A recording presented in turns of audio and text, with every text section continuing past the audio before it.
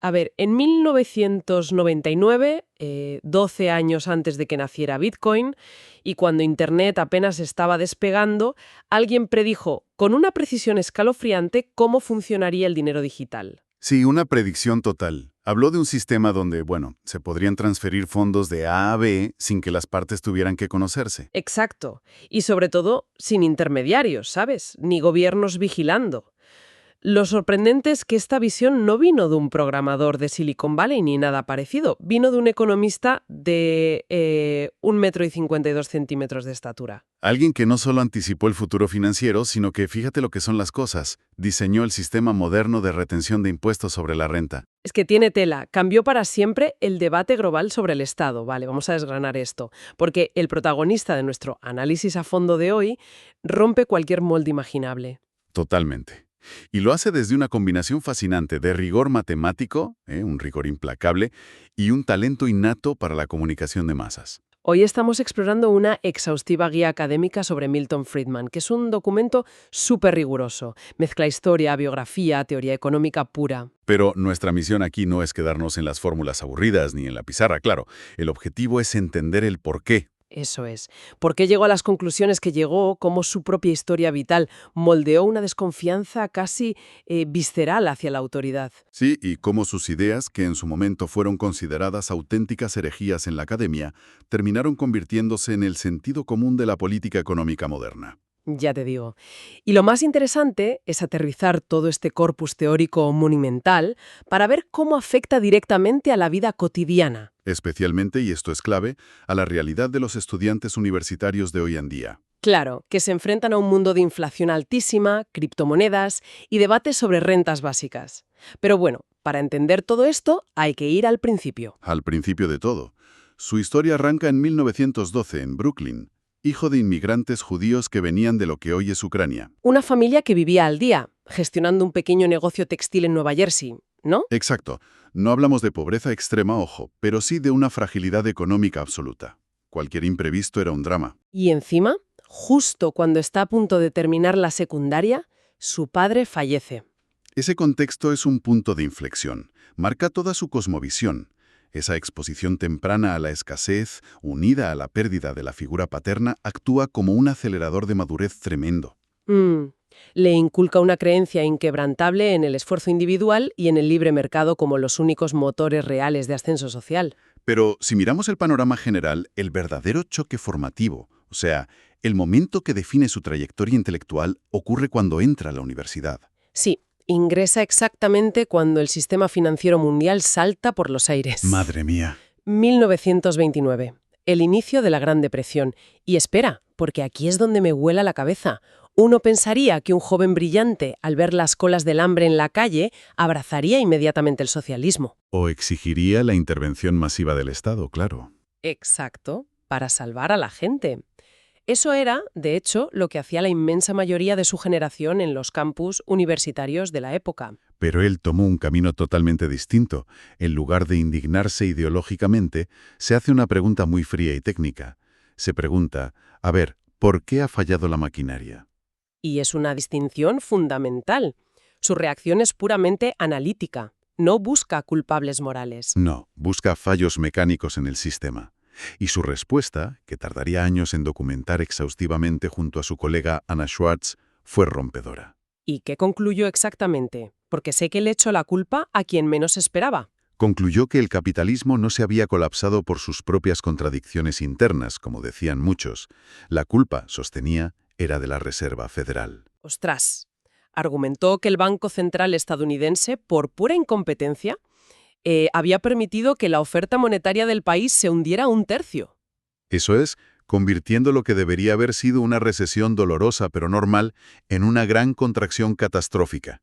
Pero antes de que publicara esas conclusiones revolucionarias, hay un detalle en su biografía que parece sacado de una película, el tema de la beca. Así, el famoso momento de la moneda. Se gradúa a principios de los años 30, en plena desesperación económica, y tiene dos opciones sobre la mesa para el posgrado. Una era una beca de la Universidad de Brown para estudiar matemáticas aplicadas, ¿verdad? Y la otra era de la Universidad de Chicago para estudiar economía. Y él mismo confesó más tarde que la decisión fue prácticamente lanzar una moneda al aire. Si Brown hubiera ofrecido unos pocos dólares más, hoy no estaríamos hablando del padre del monetarismo. ¡Qué locura! Tendríamos a un actuario matemático súper brillante, pero anónimo, calculando riesgos para alguna compañía de seguros. Es uno de esos momentos donde el azar reescribe la historia del siglo XX. Al elegir Chicago, entra en contacto con el núcleo de la resistencia académica contra el intervencionismo gubernamental. Conoce a profesores como Frank Knight, que le enseña que la libertad económica y la política son dos caras de la misma moneda, o sea, no puede existir una sin la otra. Y luego pasa por Columbia, donde aprende de Simon Kuznets la importancia de la disciplina del dato, esa obsesión por someter cualquier teoría al rigor empírico extremo. Y con toda esa formación llega la mayor ironía de toda su vida. De verdad, me cuesta creer que esto pasará así. Sé por dónde vas, tiene tela. El hombre que se convertiría en el mayor enemigo del Estado gigantesco, de la burocracia desmedida, empieza su carrera trabajando nada menos que para el gobierno de Roosevelt. En pleno New Deal. Y la cosa va más allá. Durante la Segunda Guerra Mundial, trabajando para el Departamento del Tesoro, Friedman es una de las mentes clave que diseña la retención de impuestos sobre la renta. O sea, inventa el mecanismo que permite al gobierno deducir los impuestos del salario de un trabajador antes de que ese dinero llegue a sus manos. La paradoja es monumental. Lo fascinante aquí es la honestidad intelectual con la que él mismo abordaba este tema años después. Claro, porque en aquel momento la retención en origen era simplemente la solución a un problema logístico urgente.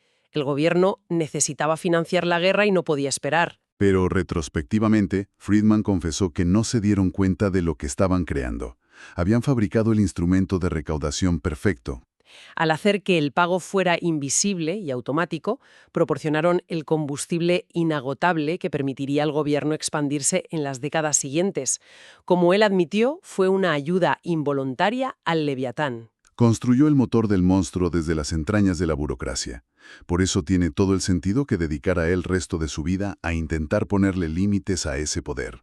Y esa misión arranca cambiando las reglas del juego de cómo se hace ciencia económica. Hay un concepto súper clave en las fuentes, la llamada metodología positiva. Un concepto revolucionario. A ver si lo entiendo bien, porque he estado pensando en una forma de visualizarlo con un ejemplo del texto. Es como si observamos a un jugador profesional de billar. Desarrolla esa idea porque capta perfectamente la esencia de su argumento. Vale.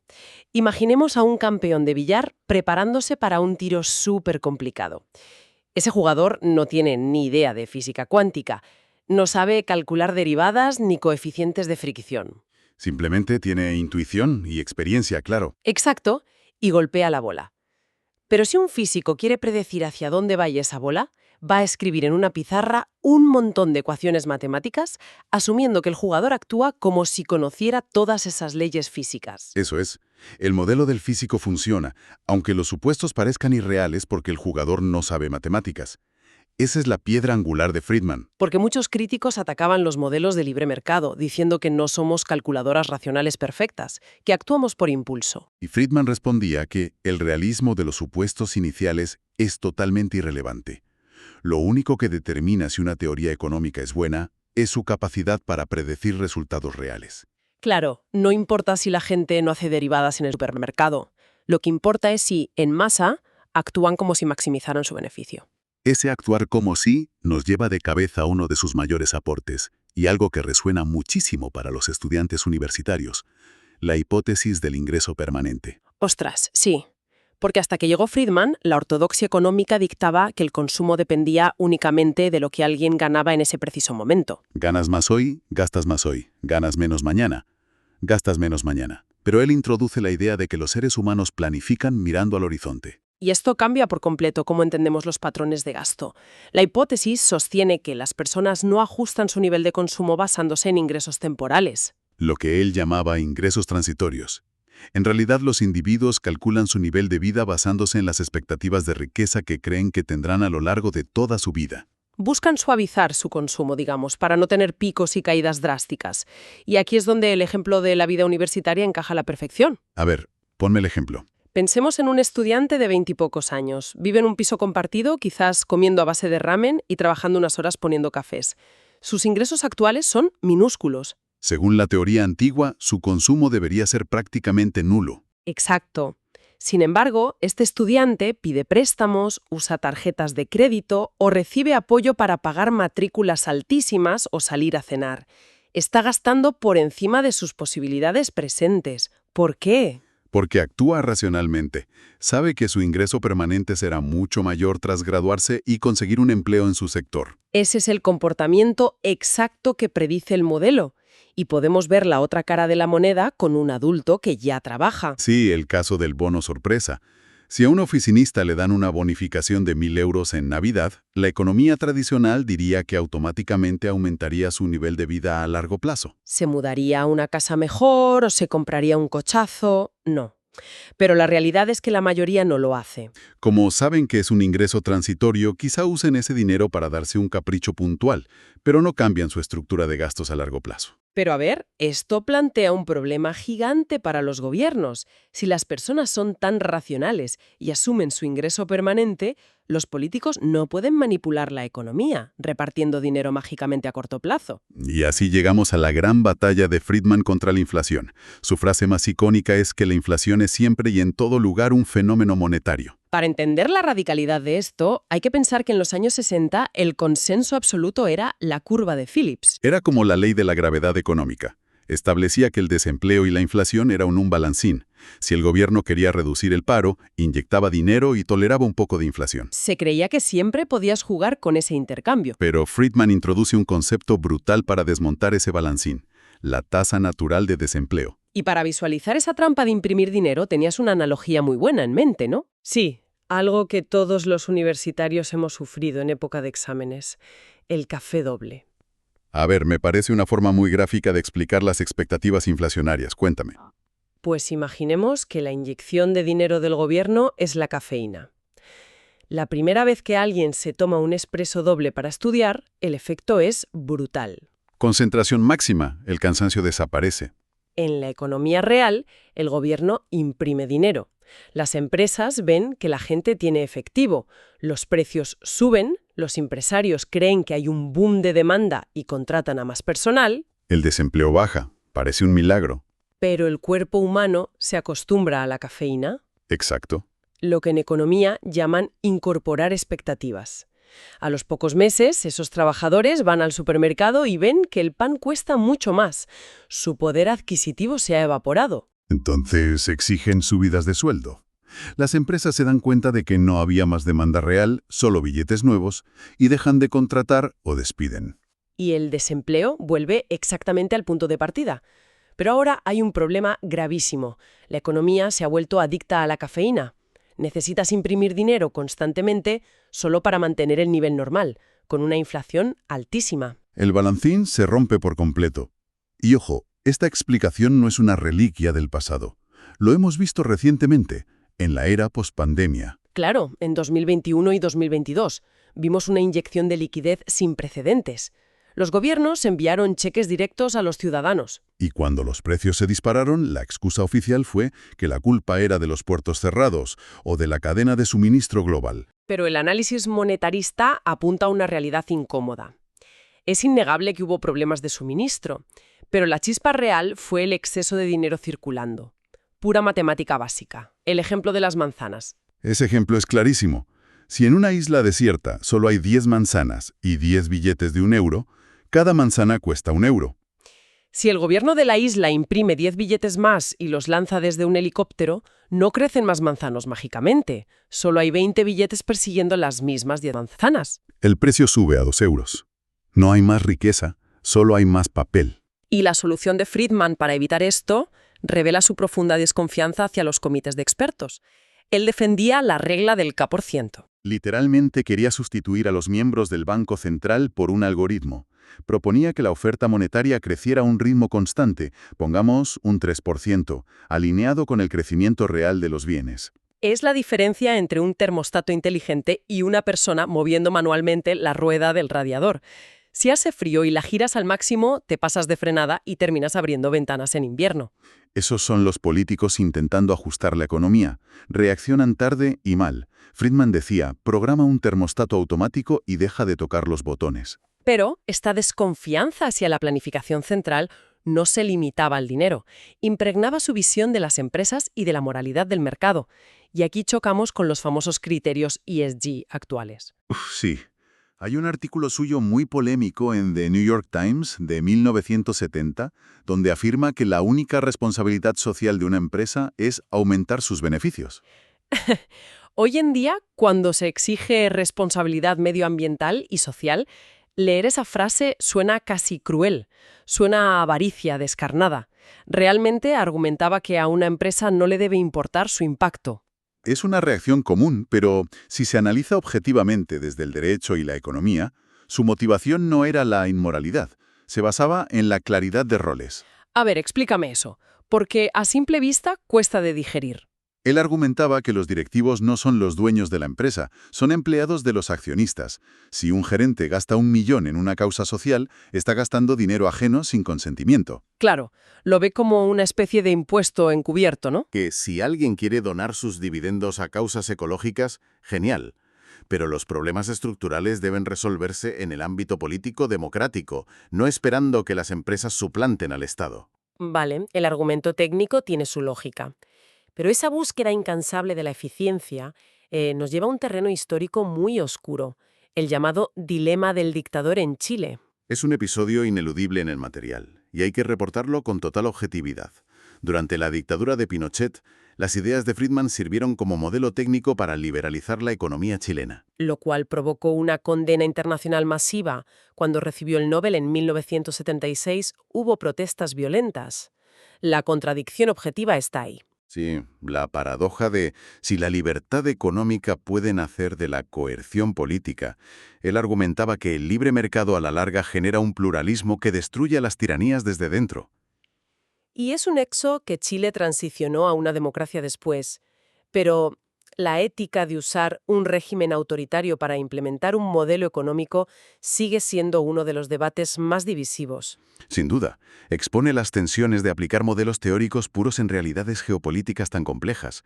Sin embargo, esa misma reducción del poder centralizado lo llevó a anticipar las tecnologías del siglo XXI. Aquí es donde se pone muy interesante. Retomándolo del principio, las criptomonedas. Esa predicción del eCash en el 99 no fue casualidad. Para nada. El algoritmo fundacional de Bitcoin es esencialmente la regla del K% de Friedman ejecutada por código. Tienes una política monetaria estricta, un límite máximo de monedas, sin seres humanos falibles. La conexión es profunda y contrasta frontalmente con el peligro de las monedas digitales de bancos centrales, las CBDC. Eso permitiría al Estado rastrear cada transacción, decidir qué compras y qué no. Sería la pesadilla total de Friedman, el triunfo de la vigilancia que siempre denunció. Pero su influencia va más allá de Internet. Hablemos del bienestar social, porque la renta básica universal de hoy, apoyada a veces por sectores de izquierda, tiene sus raíces técnicas en él. Efectivamente, él diseñó el impuesto sobre la renta negativa. Su crítica al estado de bienestar era que creaba ejércitos de burócratas paternalistas decidiendo quién necesita ayuda. Su solución era desmantelar la burocracia. Establecer un umbral básico y si alguien gana por debajo, el gobierno le hace una transferencia directa de efectivo. Confiando en que cada persona sabe mejor qué necesita comprar, sin que un intermediario juzgue sus decisiones. Dar poder de decisión al individuo. Esa misma filosofía la aplicó, por cierto, junto a su esposa Rose Day Rector, que fue una coautora invisible pero vital, al tema de los cheques educativos. La idea de que el dinero debe seguir al alumno. Si una familia humilde tiene un cheque educativo, puede elegir escuela, obligando al sistema a competir y mejorar. De nuevo, competencia descentralizada frente a planificación. Y para cerrar el círculo de esta influencia colosal, tenemos la paradoja del año 2008, el colapso financiero mundial. ¡Qué momento! Ben Bernanke, presidente de la Reserva Federal, salva a los bancos con la mayor intervención monetaria de la historia, y lo hace usando a Friedman como justificación. Es que es poético y trágico a la vez. Bernanke sabía que Friedman había demostrado que la Fed hundió la economía en los años 30 al no prestar dinero a los bancos. Así que hace lo contrario, inunda el mundo de liquidez. El gran teórico del libre mercado terminó sin saberlo escribiendo el manual de instrucciones para el mayor rescate estatal de la historia. Hemos recorrido un camino inmenso hoy.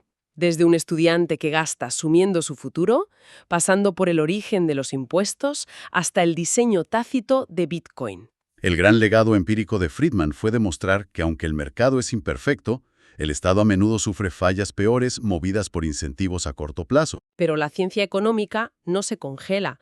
El material concluye con un dilema intelectual súper provocador para dejarnos pensando. Así es. Plantea lo siguiente. En una era de crisis climática global y pandemias, ¿es la libertad de mercado de Friedman una herramienta suficiente para coordinar nuestra supervivencia? Esa es la gran duda. ¿O hemos llegado a un punto donde la mano invisible es incapaz de gestionar bienes públicos globales que simplemente no tienen un precio de mercado? ¡Qué pregunta tan potente! Acercarse a estas figuras no sirve para cerrar debates, sino que el verdadero conocimiento obliga a formularse nuevas preguntas sobre nuestra propia era. Totalmente de acuerdo. Deja mucho que pensar. Pues hasta aquí nuestro análisis a fondo de hoy.